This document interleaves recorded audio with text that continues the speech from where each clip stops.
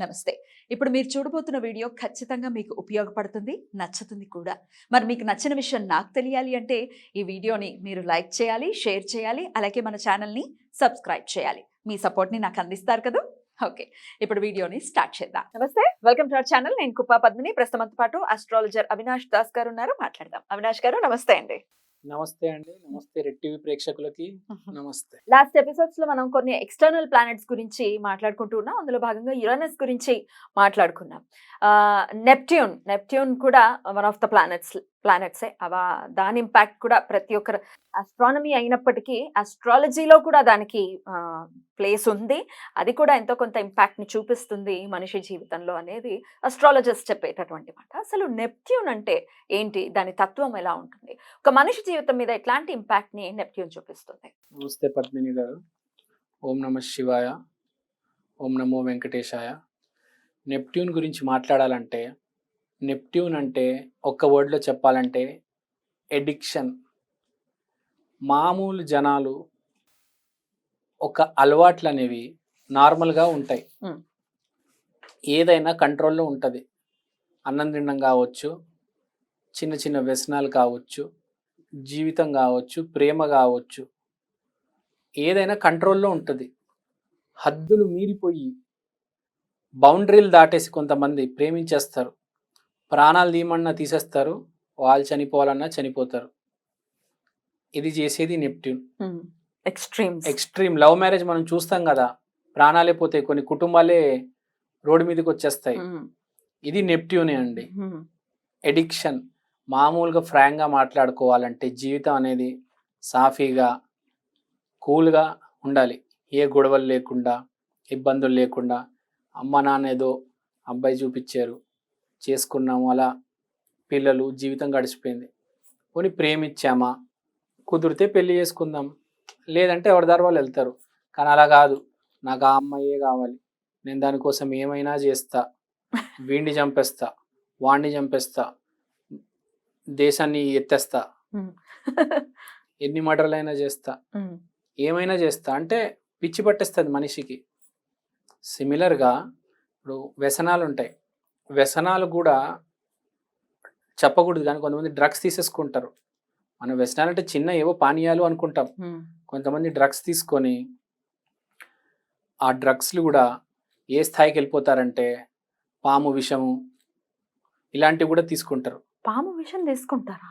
అవునండి, పాము విషం కూడా, పాము కాటు లేకపోతే వాళ్ళకి ఎక్కదన్నమాట. అమ్మ బాబోయ్.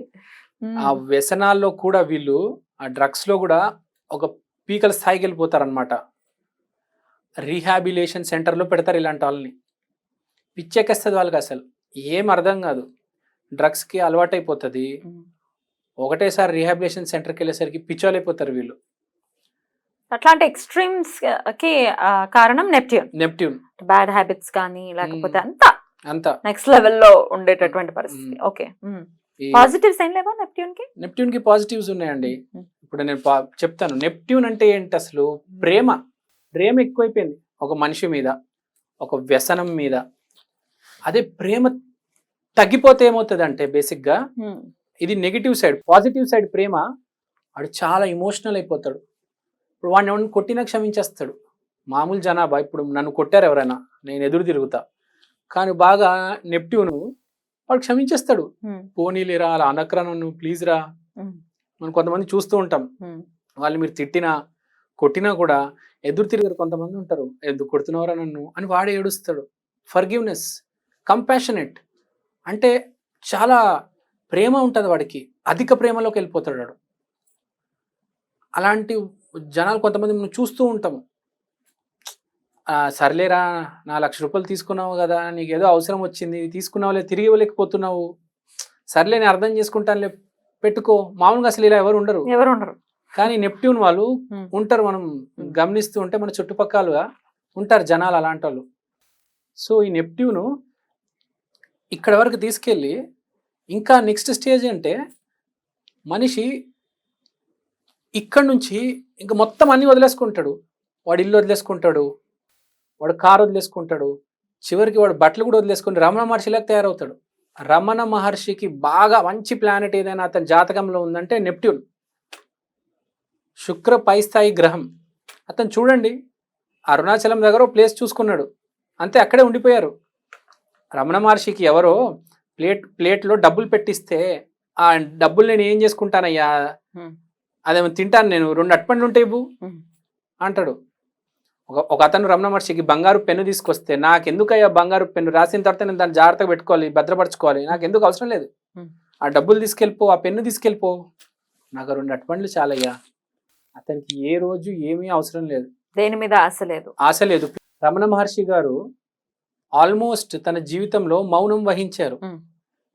ఆ మాట అనేది కూడా అవసరం ఉంటేనే మాట్లాడేవారు, లేకపోతే మౌనం వహించేవారు. డబ్బులు త్యాగం, డబ్బులు వదిలేసి, వస్తువులు వదిలేసి, చివరికి మాటను కూడా అతను వదిలేశారు, మౌనం వహించారు. అంటే ఎంత గొప్ప గ్రహం, మనం సరిగ్గా దీన్ని చూసుకుంటే, జాగ్రత్త పరుచుకుంటే ఎంత గొప్ప గ్రహం మనం అర్థం చేసుకోవచ్చు. ఇప్పుడు రమణ మహర్షి దేవుడు సమానం. నేను రోజు పొద్దున్న లేచి రమణ మహర్షి గారికి, యోగానంద పరమహంస గారికి దండం పెడతాను. వాళ్ళ వల్ల నాకు స్పిరిచువల్ పాత్ కనిపిస్తుంది. అంటే అంత గొప్ప గ్రహము అలానే ఆ మనిషిని అలానే తిప్పి పడేసి నేల మీద కొట్టేస్తుంది. ఎటైనా వెళ్ళొచ్చు. అంటే వీనస్ తో కంపేర్ చేస్తారు. అవును, వీనస్ 100 రెట్లు నెప్ట్యూన్. దీంతో గుర్తుకొచ్చింది నాకు, డీజే టిల్లు సినిమా చూస్తే రాధికా ఆప్టే చెప్పనక్కర్లే, ఆమె ఏం చేసేది, నెప్ట్యూన్ ప్రభావం, వీనస్ 100 రెట్లు పాడిపోయింది.